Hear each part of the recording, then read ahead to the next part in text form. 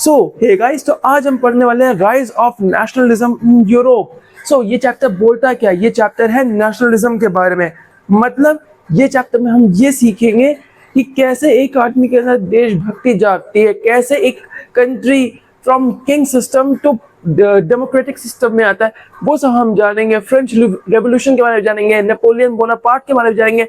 तुम ये सब देख सकते हो मेरे पीछे, एंड ये खूबसूरत सी पेंटिंग है, इसके बारे में हम जानेंगे। So let's get started. By the way guys, channel को सब्सक्राइब कर लेना। हमारे 4 सब्सक्राइबर हो चुके हैं, इस महीने के एंड तक हमें 10 सब्सक्राइबर्स चाहिए, तो जाओ सब्सक्राइब करो and let's get started. So what is nationalism? Nationalism है क्या?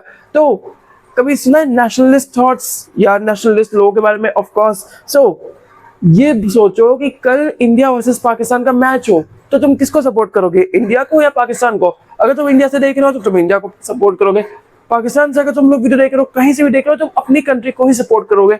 अगर नहीं करोगे तो तुम at the end of the day तब तुम एंटी नेशनल के अंदर कैटेगरी में आने लगोगे, दूसरों के कहने पे। क्यों? क्योंकि तुम at the end of the day अपनी कंट्री को छोड़ के दूसरी कंट्री को सपोर्ट करो, अपनी दुश्मन कंट्री को, राइवल कंट्री को। सो वो बात है, अपनी कंट्री की हार को अपनी हार मानना, इसको ही बोलते हैं नेशनलिज्म। अपनी कंट्री की जीत को खुद की जीत मानना, मतलब रिलीजन सब चीजों पर अपनी कंट्री को रखना, और वही है नेशनलिज्म।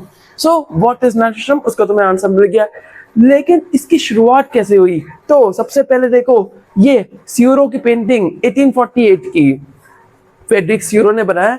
ये है क्या? तो ये देख रहे हो ऊपर तुम्हें जीसस के ऊपर दिख रहे हैं कि ऊपर से हेवन से देख रहे हैं, हाँ एकदम ब्लेस कर रहे हैं। ये लोग सब लिबर्टी की तरफ जा रहे हैं, सब लोग अपना फ्लैग लेके, जर्मनी, फ्रांस, इटली, सब लोग। और बाय द वे गाइस, 1848 तक जर्मनी, इटली ऐसे देश एग्जिस्ट भी नहीं करते, छोटे मतलब एकदम बड़े थे भी नहीं। लेकिन ये जिसने पेंटिंग बनाई, इसने क्या किया, इसने इनको इंक्लूड किया। क्यों? क्योंकि इंक्लूड करना जरूरी था। इन सब लोग को लगना चाहिए कि हाँ हम यूनाइटेड है। ये लोग बनना चाहते थे यूनाइटेड नेशंस, मतलब यूनाइटेड नेशन की एक साथ एकजुट बन के रहे। जैसे इंडिया के अंदर कितने अलग अलग छोटे छोटे स्टेट्स है। लेट्स सपोज दिल्ली के बाद यूपी आता है, फिर महाराष्ट्र, फिर West Bengal, Orissa, Tamil Nadu, Kerala, I don't know, Jammu Kashmir of course, and उसके बाद हरियाणा, पंजाब, ऐसे राजस्थान, गुजरात, तेलंगाना, हैदराबाद, हाँ एक तरफ वो भी है। तो ऐसे करते करते असम, ये करते पूरा एक साथ जुड़े हुए हैं। और इसके बाद ये पेंटिंग ये दर्शाती है कि लोग देखो कैसे जा रहे हैं। और अगर तुम बुक में देखो कैसे यहाँ पे क्राउन्स, उन सब किंग्स का प्रतीक जो होता है ना, वो गिरा हुआ है। क्यों? क्योंकि ये लोग दिखा रहे हैं कि हम एब्सोल्यूटिज्म की छोड़ के अब हम जा रहे हैं डेमोक्रेसी की तरफ, लिबर्टी की तरफ। एक तरीके से तुम क्या समझ सकते हो इससे? तुम ये समझ सकते हो कि लोग अब एकदम फ्रीडम चाहते थे। ये चाहते थे आजादी किससे? अपने किंग से। क्यों? क्योंकि किंग्स इनमें रूल करते थे बहुत पहले से, टैक्स सिस्टम लगा के रखा था, अलग अलग चीजें थी, तो लोग उससे आजादी चाहते थे। और उसके बाद आता है तुम्हारा अर्नेस्ट रेनन, 1882 में इन्होंने स्टेटमेंट दिया, व्हाट इज नेशनलिज्म। तो व्हाट इज नेशन, ना कि नेशनलिज्म, व्हाट इज नेशन। तो नेशन बनता किस चीज से? तो ये समझो, एक नेशन बनता है रिलीजन से नहीं, कास्ट से नहीं, वहां के लैंग्वेज से नहीं, वहां बनता है लोगों से। लोगों से कैसे बनता है? नेशन इज अ डेली प्लेबरसाइट, हाँ। तो ये वर्ड का मतलब क्या है, ये याद रख लेना, वर्ड बहुत इंपॉर्टेंट है, तुम्हारे एग्जाम में डायरेक्ट क्वेश्चन आ ही सकता है। एकदम 99% चांस है, स्कूल या प्री बोर्ड या तो बोर्ड्स में, तीनों में से किसी एक में तो पक्का आएगा। ये है क्या? ये है एक डिसीजन, एक साइलेंट डिसीजन। वहां के एक साथ एकजुट होकर लोग ये डिसीजन लेते हैं कि हाँ हमें एक नेशन बन के रहना है, एक साथ बनकर, एकजुट बन के रहना है। और ऐसे ही बनता है एक नेशन। अब नेशन वर्सेस नेशन स्टेट एक अलग टॉपिक है, वो मैं अगले वीडियो में समझाऊंगा। इस वीडियो में हम लोग बात कर रहे हैं कि कैसे इस चैप्टर, इंट्रोडक्शन में दे रहा हूँ चैप्टर का, 4-5 वीडियो का लेक्चर होगा, उसके बाद चैप्टर कंप्लीट हो जाएगा। और अगर तुम लोग मेरे में मिल तो मैं हूँ डॉक्टर मेज, एक टाइम नॉट, और मैं तुम लोग को ये चैप्टर पूरा पढ़ाने वाला हूँ।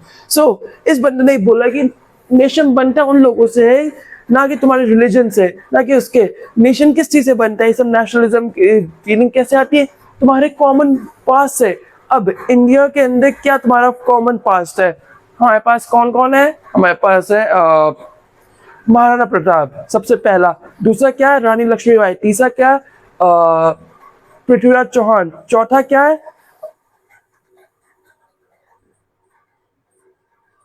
शिवाजी महाराज, ये एक है। उसका मैं बहुत भूल रहा हूँ, एक बहुत इंपॉर्टेंट थे, याद नहीं आ रहा, पर हाँ एक है। सो ये रहा।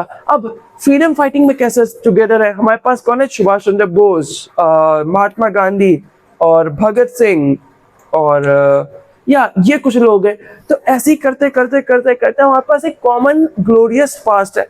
हाँ, उसमें कुछ गलतियां भी थी, कुछ अच्छाई भी थी, और इन सबको पास्ट को ही हम लेके हम एक साथ बनते हैं एक नेशन। उन नेशन के अंदर लोग होते हैं जो एक दूसरे को एकता की तरह रहते हैं उस पास्ट को लेके।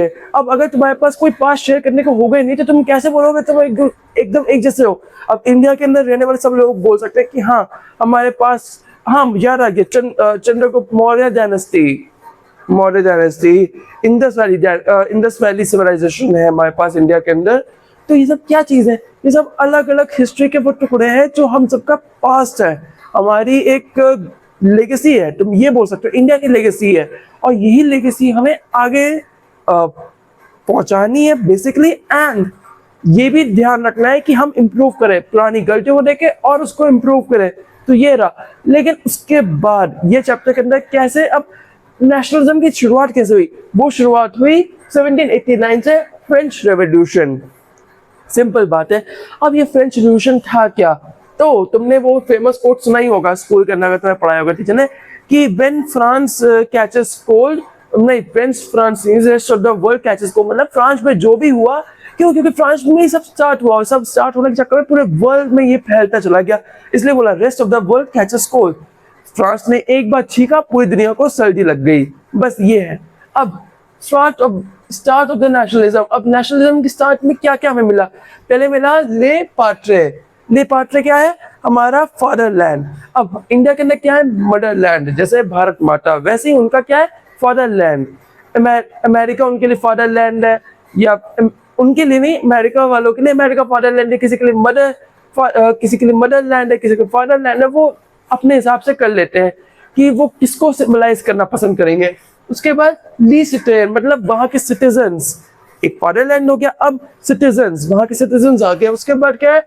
Try colour flags. अब देखो हमारे इंडिया का झंडा क्या है? सैफ्रॉन, व्हाइट, ग्रीन और बीच में अशोक चक्र, जिसमें शायद 24 स्पोक्स है। हाँ 24 स्पोक्स है, मतलब ये फ्लैग बनाता है। अब अगर तुम किसी को भी दिखा दोगे फ्लैग, इंडिया के जितने भी बंदों को दिखाओगे, तो वो उसकी रिस्पेक्ट करेंगे। ऑफ कोर्स करनी चाहिए, अगर नहीं करते तो तुम में कुछ गड़बड़ है। लेकिन अगर तुम इंडिया का फ्लैग किसी को दिखाओगे तो वो उसकी रिस्पेक्ट करेंगे। तो वैसे ही वो उनका ट्राई कलर फ्लैग, वो उसकी रिस्पेक्ट करेंगे। उनका एक कॉमन चीज आ गई उनके बीच में, एक आ गया कि हाँ इस फ्लैग को देख के हम सब एक है, ये हम सबका फ्लैग है, ऐसी बात है। अब उसके बाद यूनिफॉर्म लॉ। अब लॉ सिस्टम अलग अलग नहीं होना चाहिए, सबके लिए सेम होना चाहिए। इंडिया के अंदर सबके लिए लॉ सेम है। अब चाहे वो टैक्स सिस्टम हो, देख लो यहाँ पे टैक्स सिस्टम में लिखा हो इक्वल टैक्स। तो वैसे चाहे अमीर हो चाहे गरीब हो, टैक्स सब पे इक्वल लगता है। अब ये बात अलग है कि गवर्नमेंट सब्सिडीज प्रोवाइड करती है मिडिल क्लास को, पुअर क्लास को, लेकिन बेसिक बात यह है कि यूनिफॉर्म लॉज है, इक्वल टैक्स है। अब तुमने अगर चिप्स खरीदा और एक गरीब आदमी चिप्स खरीदा और एक अमीर आदमी चिप्स खरीदा, तीनों को एक ही जैसा टैक्स देना पड़ेगा। टैक्स वेरिएबल नहीं है, क्यों? क्योंकि इक्वल टैक्स होना चाहिए। इक्वल टैक्स में क्या होगा? भेदभाव नहीं होगा। वैसे यूनिफॉर्म लॉ अगर होगा तो उसमें भी भेदभाव नहीं होगा। अब अगर किसी ने आदमी चोरी की और तुमने चोरी की, अब तुम अमीर हो तो ऐसा नहीं है कि तुम बच जाओगे। अगर उसकी सजा, अगर फाइन है तो तुम दोनों को फाइन देना पड़ेगा, अगर उसकी सजा जेल है तो जेल होगी, और दोनों को होगी। वैसे और उसके बाद थी कॉमन लैंग्वेज। अब इंडिया के अंदर कॉमन, अब हमारे पास डाइवर्सिटी ऑफ लैंग्वेजेस है, लेकिन एक कॉमन लैंग्वेज क्या है? हिंदी। और दूसरी हम कॉमन लैंग्वेज क्या यूज करते हैं? English even though foreign language है, लेकिन ये इजी है कम्युनिकेट करने में। लेकिन सब लोग क्या यूज करते हैं? हिंदी। मोस्टली इंडिया में हिंदी यूज करते हैं। अब अलग अलग जाओगे तो वहां पे अलग अलग टाइप की लैंग्वेज बदल जाएगी। अब जैसे कि अगर तुम केरल चला जाओ तो तुम्हें केरल लैंग्वेज नहीं, कन्नड़, तेलुगु, केरल, हाँ ऐसी लैंग्वेजेस है। हाँ इसके बाद तुम नॉर्थ ईस्ट में चले जाओगे तो अलग अलग, गुजरात में चलाओगे गुजराती, राजस्थान में चले जाओगे राजस्थानी लैंग्वेज, और उन सबकी लैंग्वेजेस है। लेकिन at the end of the day अगर तुम सबके सामने जाके हिंदी बोलोगे, उन्हें आती है, तो एक कॉमन लैंग्वेज है, और दूसरी कॉमन लैंग्वेज क्या होगी? इंग्लिश, जैसे कि इजिली कम्युनिकेशन हो पाए और बातचीत हो पाए। अब इसके बाद एंट्री होती है हमारी नेपोलियन बोनापार्ट की। अब ये बंदा आया हीरो बन के था एकदम, कि हाँ मैं हूं तुम्हारा सेवियर, होमलैंडर की तरह एकदम आराम से। लेकिन हुआ क्या कि वो बंदे ने कुछ अच्छे काम भी किए। अब नेपोलियन की एंट्री, और नेपोलियन ने एक नेपोलियनिक कोड लाया 1804 में। अब इस कोड में था क्या कि तुम्हारे बर्थ से तुम्हें कोई स्पेशल राइट नहीं मिलेगा। अब पहले क्या था, अगर कोई राजा है तो उसका बेटा क्या बनता था? राजा बन जाता था। अगर कोई क्लर्क है उसका बेटा क्लर्क, कोई अगर वो है कि कहते हैं वहाँ के किंग की सोसाइटी के अंदर मिनिस्टर है तो उसका बेटा मिनिस्टर, वैसे था। लेकिन उसने ये सब बता दिया, वेट सिस्टम सेम ला दिया, यूनिफॉर्म वेट सिस्टम। अब वेट सिस्टम का फायदा क्या? अब देखो इंडिया, अब कंपेयर करो फ्रांस और इंडिया को। अब देखो हिस्ट्री जो है वो इंटरेस्टिंग है, अब उसको कंपेयर करो फ्रांस वर्सेस इंडिया। तो अब इन दोनों में देखो कॉमन क्या है। अब वेट सिस्टम क्या है? इंडिया में तुम कहीं भी जाओगे तुम बोलोगे 5 किलो, तो 5 किलो मतलब 5 किलो ही है। अब सोचो कहीं पे कुछ यूज हो रहा है, कहीं पे कुछ हो रहा है, तो कितना डिफरेंस हो जाएगा। अब किसी के लिए कुछ अलग है, किसी के लिए कुछ अलग है, तो बहुत ज्यादा डिफरेंस होगा। इसलिए वो बोला है। उसके उसने क्या किया? रोड्स अच्छी बनाई, उसने क्या किया? यूनिफॉर्म लॉज लाए, सब कुछ किया। लेकिन लोग खुश हो गए थे, मजा आ रहा था। लेकिन दिक्कत भी यहाँ पे आई। लेकिन उसने क्या किया? कुछ गड़बड़े कर दी। हीरो बन के आया था, लेकिन वो at the end of the day वो डिक्टेटर ही बना। एट द एंड वो लाया सेंसरशिप, वो एकदम सब चीज के ऊपर कंट्रोल करने लग गया। उसके बाद इसने क्या लाया? उसके बाद उसने लाया फोर्स रिक्रूटमेंट एंड आर्मी। मतलब जबरदस्ती तुम्हारे अगर घर से, जैसे कि बाहर फॉरेन कंट्रीज में, जैसे साउथ कोरिया में आपको जबरदस्ती सर्व करना ही होता है आर्मी में, क्योंकि पॉपुलेशन लो है तो उनको अपनी आर्मी में एटलीस्ट सर्व करवाते हैं। इजराइल है, इजराइल के अंदर भी वैसी है, और ऐसी कुछ कंट्रीज है जहाँ पे तुम्हें जबरदस्ती आर्मी में जाना ही जाना होता है। तो वैसे ही वो उसने फोर्स रिक्रूटमेंट्स करने शुरू कर दिए, सेंसरशिप लाया शुरू कर दिया, और वो डिक्टेटर बन गया। और इसी से उसका फॉल स्टार्ट हुआ। हीरो से सीधा विलन बना, और 1815 के अराउंड वो वॉर हार गया। और उसके बाद फिर से पूरा रिस्टार्ट हुआ, और अब सही से रिस्टार्ट होना चाहिए। तो बस ये है चैप्टर का इंट्रोडक्शन। सो या होपफुली तुम लोगों को वीडियो पसंद आई होगी। हम पसंद आई होगी तो जाओ अभी चैनल को सब्सक्राइब करो, एंड अगले वीडियो में हम पढ़ेंगे आगे का नेक्स्ट टॉपिक। 4-5 दिनों में चैप्टर कंप्लीट हो जाएगा। Around Thursday to Friday, next Thursday to Friday तुम्हारी चैप्टर कंप्लीट हो जाएगा। देखो मैं ये छोटे लेक्चर्स क्यों दे रहा हूँ? देखो सिंपल बात है, अगर मैं छोटे लेक्चर्स दूंगा तुम्हें समझ में भी इजीली आएगा। अगर तुम्हें इजीली समझ में आता है तो फायदा क्या है? तुम्हें कंफ्यूजन नहीं होगी। अब मैं तुम्हें 1 घंटे का लेक्चर बना दूँ और तुम 1 घंटे समझ भी ना पाओ, तुम देख तो लो 1 घंटे का, लेकिन समझ ना पाओ तो फायदा नहीं है। 10-10 मिनट का लेक्चर देखो, 4-5 दिन में तुम्हारा चैप्टर कंप्लीट हो जाएगा, और मजे करो। That's it. सो होपफुली तुम लोग को वीडियो पसंद आएगी, एंड पसंद आई होगी तो जाओ चैनल को सब्सक्राइब करो। एंड अगर तुम्हारा कोई बड़ा भाई बड़ी बहन है जो नीट या जेईई की तैयारी कर रही, तो उनको आप मेरे डिस्क्रिप्शन बॉक्स में मेज लैब फिजिक्स का लिंक है, उसको शेयर कर देना उनके लिए। एंड या goodbye, and be nationalist. हरकतें तुम चाहे कुछ भी करो, अपने कंट्री को प्रायोरिटी दो हमेशा। तुम्हें उसकी जीत उसकी हार दोनों तुम्हारे से मैटर करती है। ये नहीं कि बस ये अपने बस कंट्री को बुरा दिखाने के लिए किसी और को अच्छा दिखा दो, किसी को और को अच्छा मतलब किसी और को अच्छा दिखाने के लिए अपनी कंट्री को बुरा कर दो कि इसका ऐसा है तो हमारी कंट्री इतनी बेकार है ना। हमारी कंट्री भी डेवलपिंग नेशन है, India is a developing nation, तो उसको ध्यान रखना। एंड बस इतना सही मेरा था। सो बी नेशनलिस्ट, एंड या that's it, that's all for today. See you on the next video. Till then, take care and goodbye.